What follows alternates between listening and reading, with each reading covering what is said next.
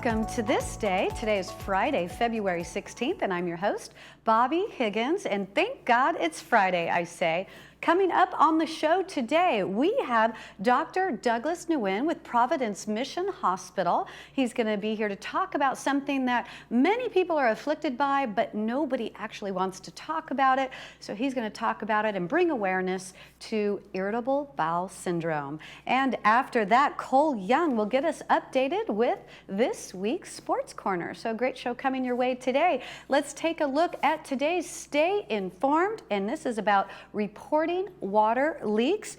Due to the recent storms, there's been a high number of rain leaks that have been reported to resident services.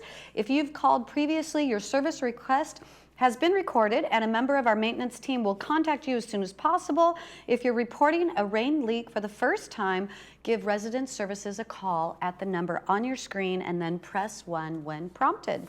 And now taking a look outside at the weather, it's still pretty gloomy out there right now, but we should see some sun before the day is done.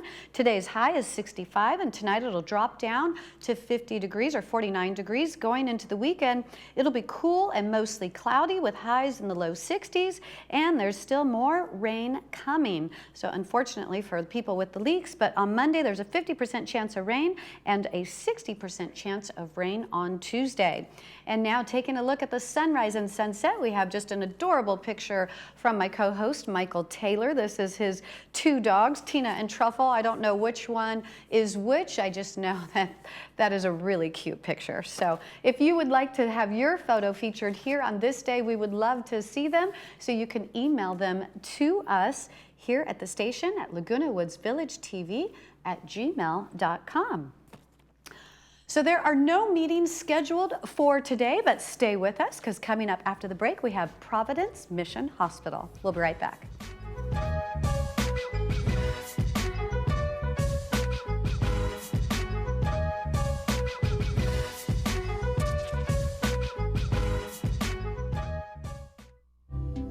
Pet boarding and daycare reimagined in Laguna Woods.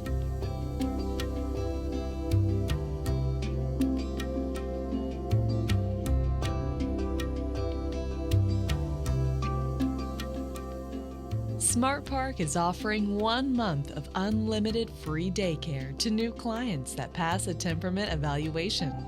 Call today to redeem this offer and get started. We believe every senior should be able to remain healthy, happy, and at home. At Caring Senior Service, we understand the value of compassion and companionship. Our caregivers promote health, happiness, and independence. We cook nutritional meals, engage in meaningful activities, run errands, do light house cleaning, and more. Call us toll-free at 833-926-3700 or visit our website, CaringSeniorServiceLW.com. Healthy, happy home. Caring Senior Service. We all love our independence. Mobility City is your choice for all mobility equipment, repairs, service, rentals, and sales. We have rollators, wheelchairs, scooters, lift-out chairs, hospital beds, and more. We repair all mobility equipment in or out of warranty. Battery replacement too. And we'll come to you. Plus, we offer short and long-term rentals. Mobility City's personalized service is our specialty. These guys are lifesavers. So call or stop by our showroom today. Open Saturdays. Oh, life, how we admire you, are deeply fascinated by you. All your twists and turns and wild rides you take us on. The ups and the downs. Life, you live inside all of us, breathing, growing, beating. You are the reason we'll always provide world-class healthcare. Providence, we see the life in you.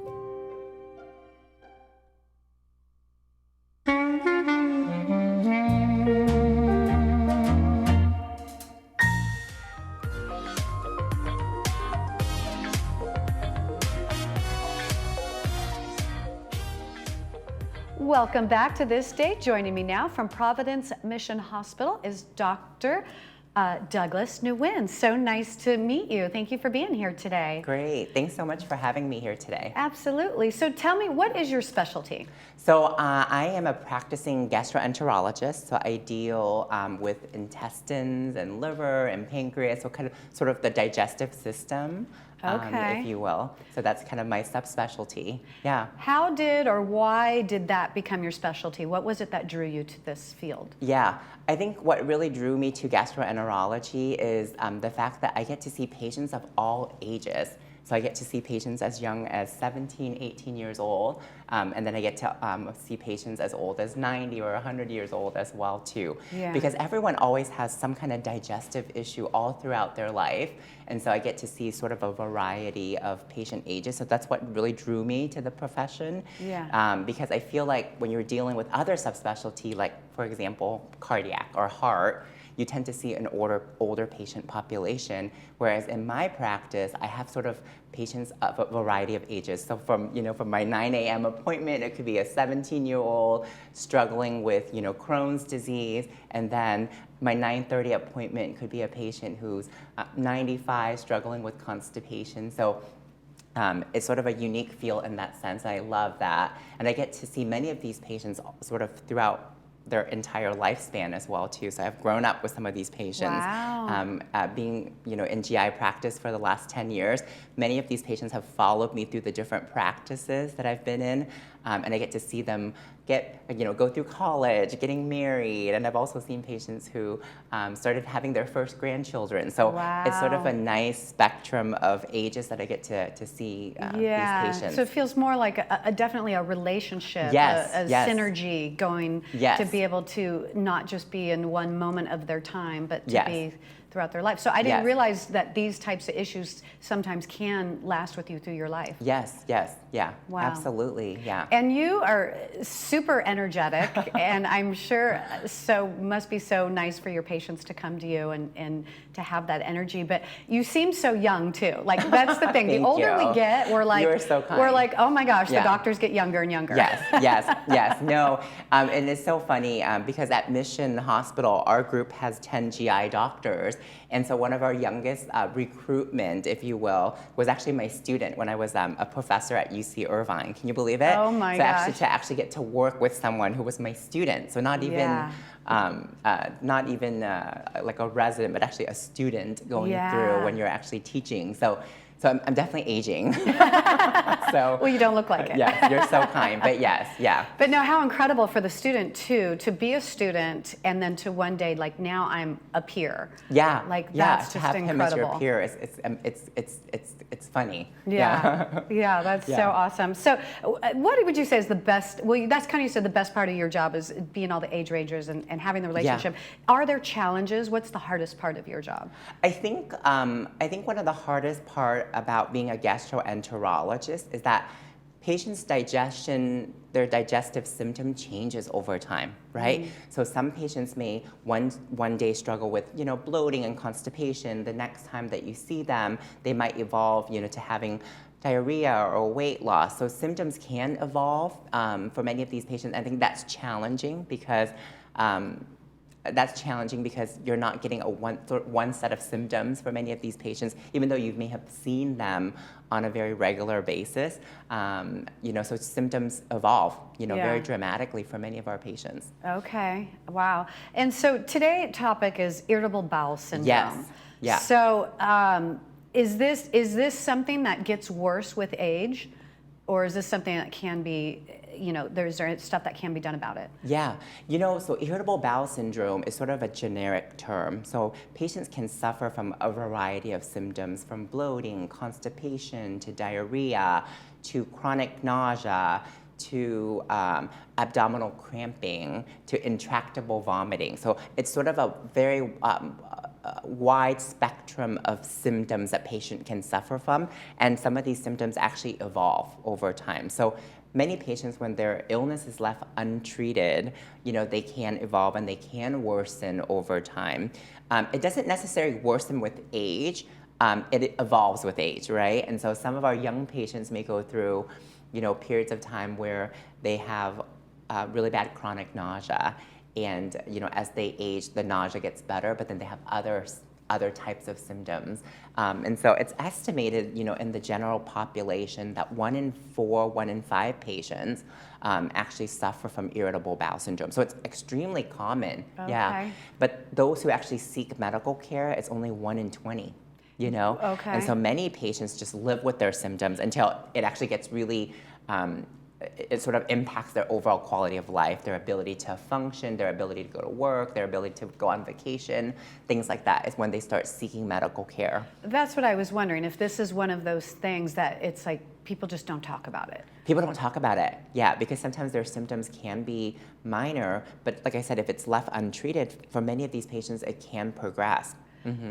And so so you kind of listed the symptoms of the common symptoms. Like, how do you know how do you know, like, that I need to go see a doctor? Like, I shouldn't just keep dealing with this. I shouldn't let it go. I think that the biggest part that I always tell my patients is if it starts to have an impact on your quality of life. So if you're adjusting your life around your symptom, don't do it, right? Okay.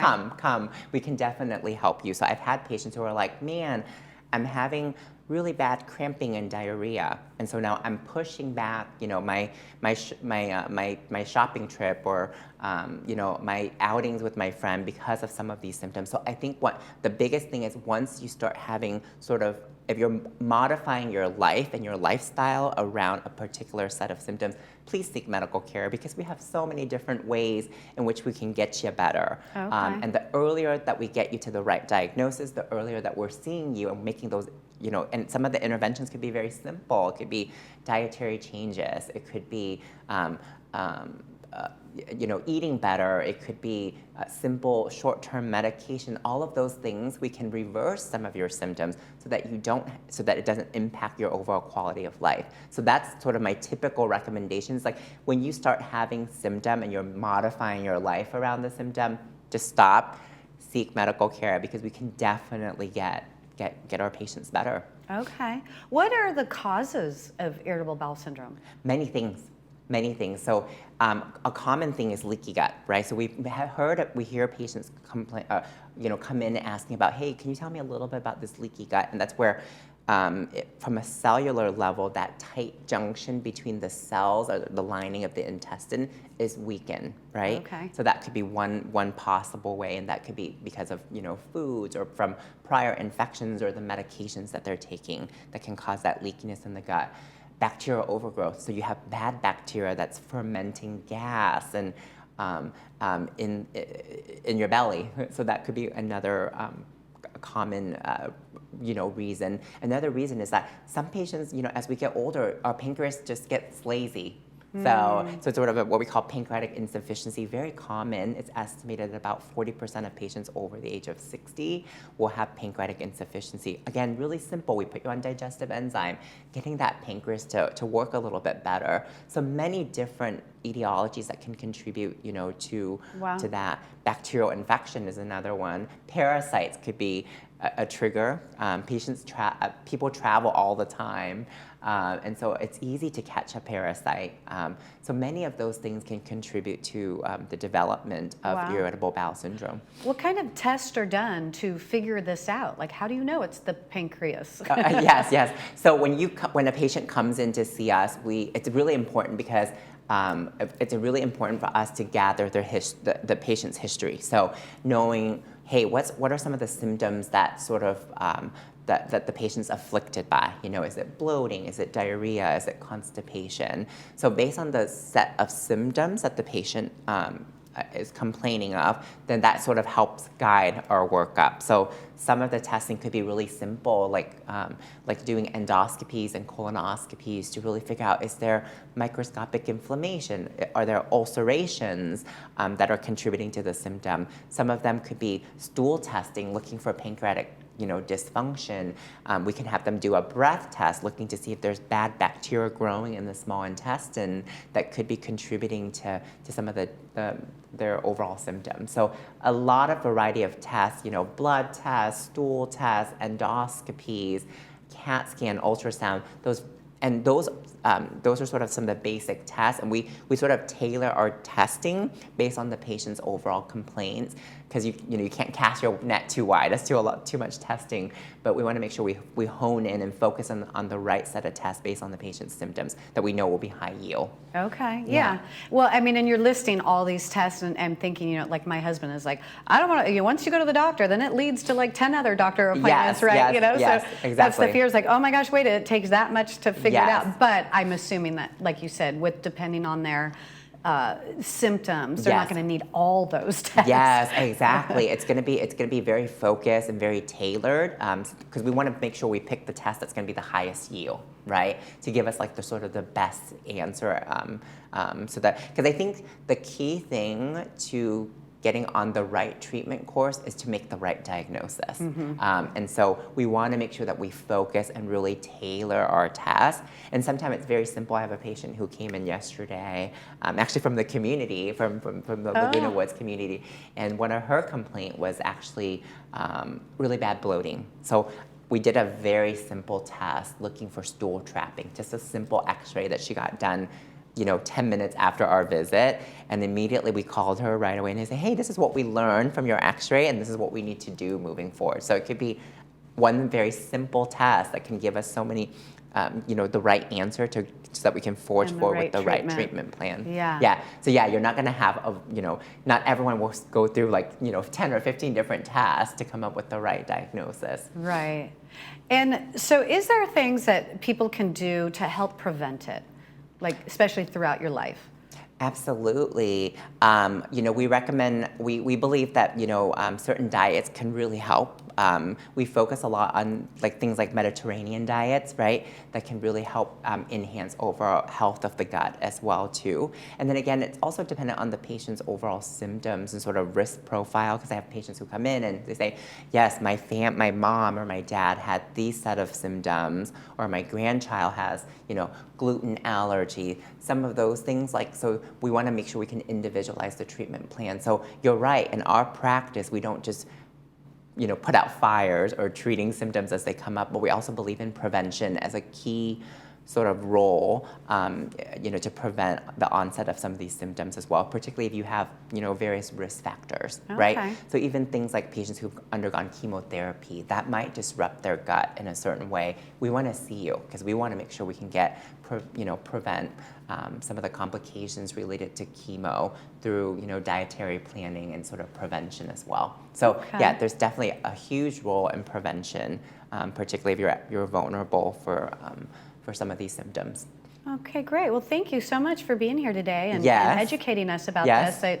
It's always better, it's more peaceful and better to just know that there is help out there. Yes, and absolutely. Then for me, it definitely makes me go, well, then I want to go get that help. I don't want to just live with it. Yes, and you don't have to live with it. That's the key. We're available, we're here. And it's not just, focusing on getting your symptoms, controlling the symptoms as they come up, but also really prevention and how we can sort of make our gut healthier long term as well. Absolutely. Yes. Well, thank you. Great. Stay with us because we'll have Sports Corner with Cole Young coming up right after this.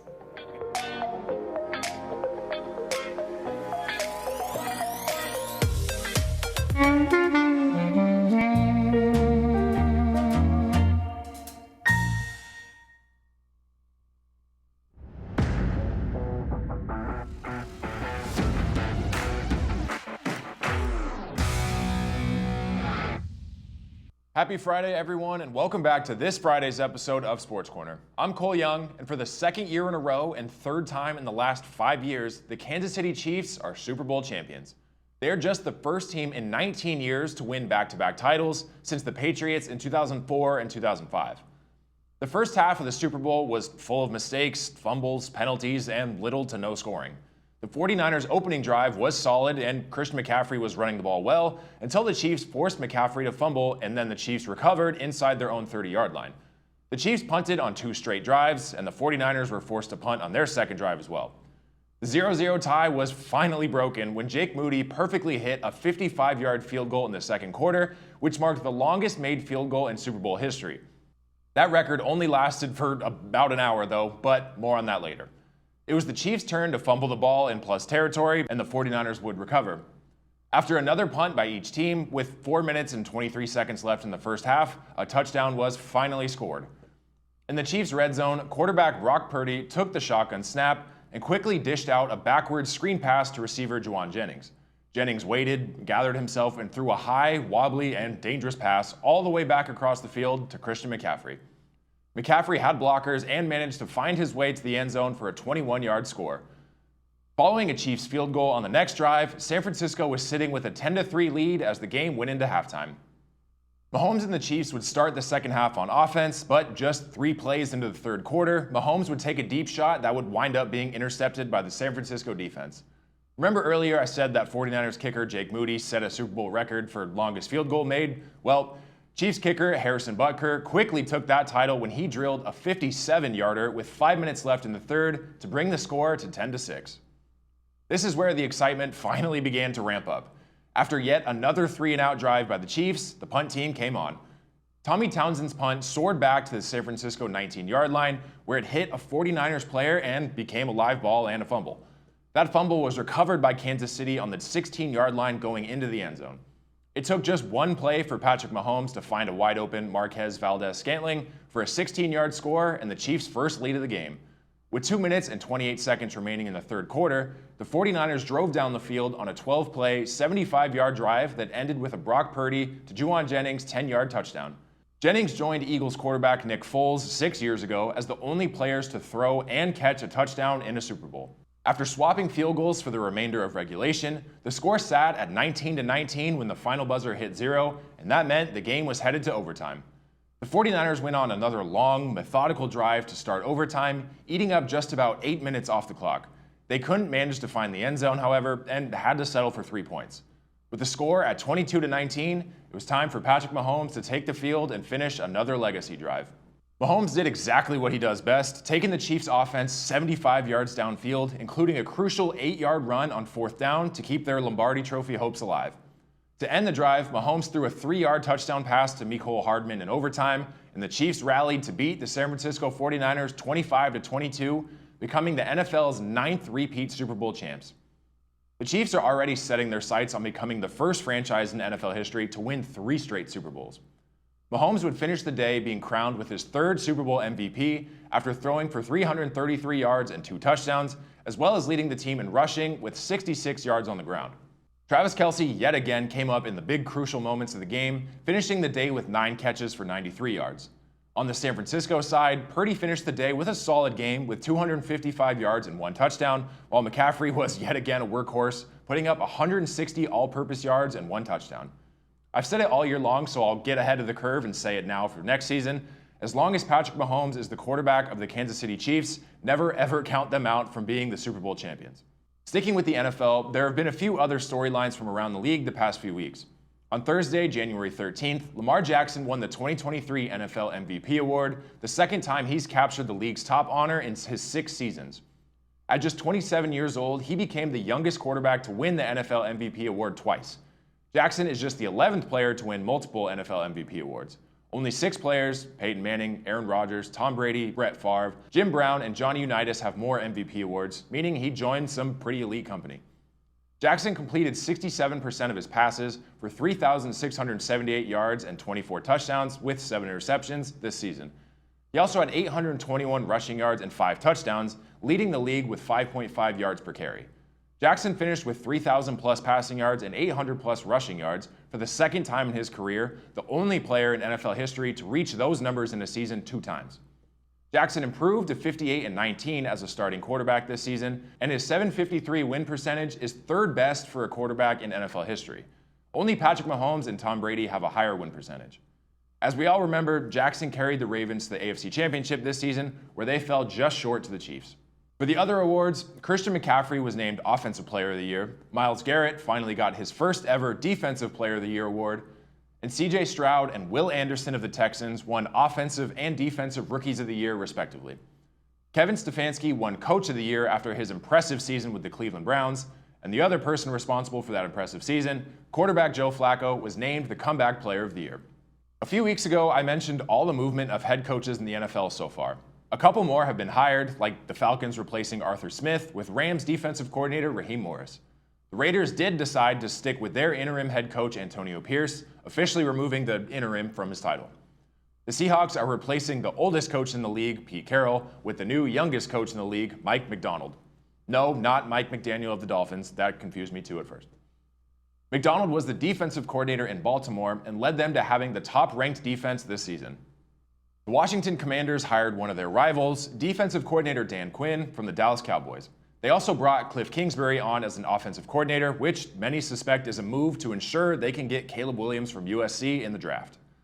Speaking of big names in new places, the Formula One world was turned upside down when 7-time world champion Lewis Hamilton announced he would be leaving Team Mercedes after nearly 20 years and 103 Grand Prix wins to join Ferrari. Hamilton is the most successful driver in Formula One history, with more Grand Prix wins and pole positions than any other driver, and 7 World Drivers' Championships, which is tied with Michael Schumacher. To put it in perspective, the best way to describe this move is to compare it to when Tom Brady left the Patriots to play for the Buccaneers, or when LeBron left Cleveland for Miami the first time. Meanwhile, in the NHL, our local teams are somewhat okay. The LA Kings are hanging around the middle of the pack with a 24-16-10 record. Those 10 overtime losses are tied for the second most in the league. Adrian Kempe, Kevin Fiala, and Anze Kopitar are leading the team in points, while goaltender Cam Talbot has just a 14-13 record. They're still 4th in their division and still have a shot at the playoffs. On the other hand, the Anaheim Ducks are right back where they always are. They're sitting at 18-32-2 and are 3rd from the bottom in the overall league standings. A major injury to young star Trevor Zegras has inhibited the team, but overall poor performances have yet again put them at the bottom of the league. The Canucks, Bruins, Rangers, Panthers, Stars, and Avalanche have all been dominant this season and are all sitting at the top of the league at the moment. Thanks for tuning in to this Friday's episode of Sports Corner. I hope you enjoyed the last week of football for a while. I know I did. Come right back next week for more news, updates, and highlights from all around the sports world. I'm Cole Young. Have a great President's Day weekend, and I'll see you next time.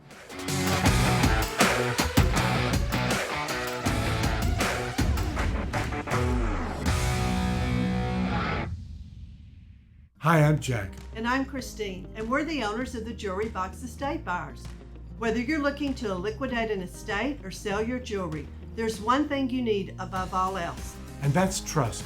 Trust that the people who are buying your treasures are treating you fairly. And if your heirlooms need repair or appraisal, our master jeweler and graduate gemologists are here to help. At the Jewelry Box Estate Buyers, it's about trust.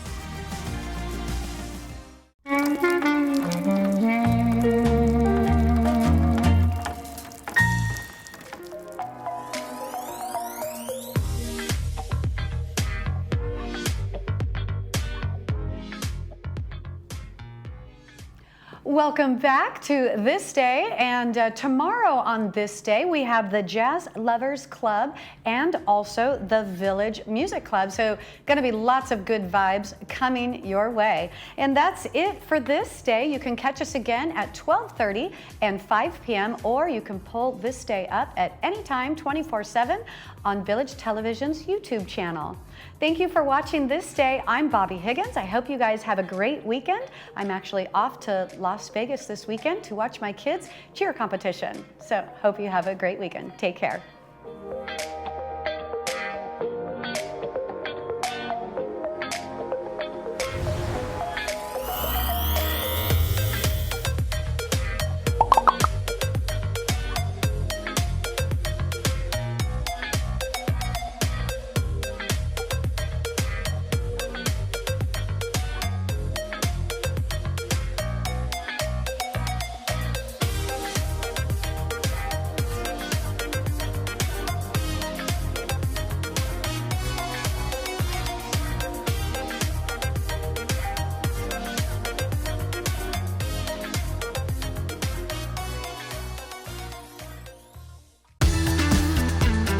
The Hogue Classic is returning March 20th through the 24th. Come experience the thrill of champions. For tickets, visit HogueClassic.com. See you at the beach.